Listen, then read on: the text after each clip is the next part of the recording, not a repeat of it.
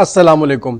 मौला मुत्तकियान मौला इमाम अली अलैहिस्सलाम नहजुल बलागा की हिकमत 125 में फरमाते हैं, मैं इस्लाम की ऐसी तारीफ़ बयान करता हूँ जो मुझसे पहले किसी ने बयान नहीं की।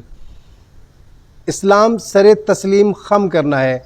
ये सर तस्लीम खम करना क्या है? जब इंसान अभी इस्लाम के बारे में बात शुरू ही करता है, कुछ जानता ही नहीं है, तो सर तस्लीम खम कैसे करेगा? इस बारीकी को समझने की ज़रूरत है। इसके लिए मैं एक मिसाल दूंगा कि एक ऐसा शख्स कि जिसने अभी कोई इल्म हासिल ना किया हो, बिल्कुल अनपढ़ हो, कोई स्कूल किसी मदरसे की शक्ल तक ना देखी हो, लेकिन वो शख्स भी ये जानता है कि तालीम इंसान के शऊर के लिए बहुत ज़रूरी है, उसकी फलाह और कामयाबी के लिए तालीम का होना बहुत ज़रूरी है। ये बात का मानना दरअसल उसका सर तस्लीम खम करना है। इसी तरह से इस्लाम को मानने के लिए भी, इस्लाम में दाखिल होने के लिए भी इंसान का सर तस्लीम खम करना कि हाँ, दीन इस्लाम वो है कि जिससे निजात और फलाह पाई जा सकती है, जिससे कामयाबी हासिल की जा सकती है। इस मानने को सर तस्लीम खम कहते हैं। उसके बाद मौला मुत्तकियान मौला इमाम अली अलैहिस्सलाम फरमाते हैं, और सर तस्लीम झुकाना यकीन है। आप फरमाते हैं कि जो शख्स सर तस्लीम को झुका देता है, उससे यकीन होता है कि वो यहाँ से सब कुछ हासिल कर लेगा, इस दीन इस्लाम से आखिरत की और दुनिया की कामयाबियाँ बटोर लेगा। उसके बाद आप फरमाते हैं कि यकीन तस्दीक है, यानी जब ये यकीन होता है तो वो फिर तस्दीक भी करना चाहता है। और तस्दीक करने के लिए दो ही तरीक़े ज़्यादातर और राइज हैं दुनिया में।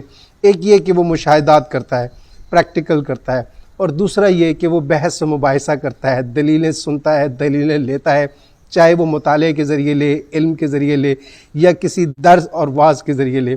उसका ये सीखना, ये समझना, ये पढ़ना, ये इल्म हासिल करना उसकी तस्दीक के लिए होता है।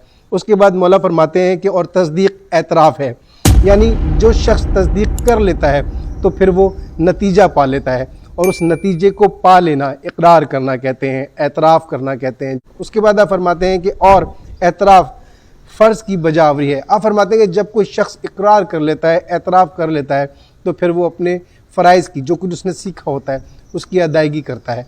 जिस चीज़ से उसको नज़र आता है कि इसके नुकसानात हैं और ये बुरे हैं, उनको वो छोड़ देता है और उन पर अमल करते हुए अपने फ़राइज़ अदा करता है।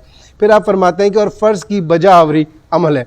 आप फरमाते हैं कि फिर वो जो फ़र्ज़ की बजावरी करता है, फ़र्ज़ अदा करता है, उस फ़र्ज़ के अदा करने को अमल कहते हैं। यहाँ मौला का फरमान ख़त्म हो जाता है, लेकिन एक सबक छोड़ जाता है कि जो शख्स भी अमल करता है, दीन के ऊपर मनो अन अमल करता है, इसका मतलब ये है कि वो इस्लाम में मुकम्मल दाखिल है।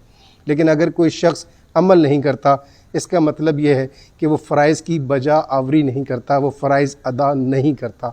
और जो शख्स फ़राइज़ अदा नहीं करता, वो यकीनन कि उसे एतबार नहीं है, उसे इकरार नहीं है, उसे एतराफ़ नहीं है। और एतराफ़ ना होने की वजह यही है कि उसने तस्दीक नहीं की है। उसने दिल से तमाम बातों को अगर पढ़ा भी है तो माना नहीं है। इस तस्दीक के ना होने का मतलब यह है कि उसने यकीन के साथ नहीं पढ़ा है, और इस यकीन का ना होना बिल्कुल इसी तरह से है कि उसने जो कुछ सर झुकाया है, जो सर तस्लीम खम किया है, या तो उसने सर झुकाया ही नहीं है, और अगर झुकाया है तो उसने दिल से नहीं झुकाया है। और इसी तरह से इसका सर जो झुका है वो सर तस्लीम नहीं है, वो मानता ही नहीं है कि इस्लाम उसके लिए फलाह और निजात का ज़रिया है। अमल बताता है कि इंसान के अंदर कितना इस्लाम है। शुक्रिया।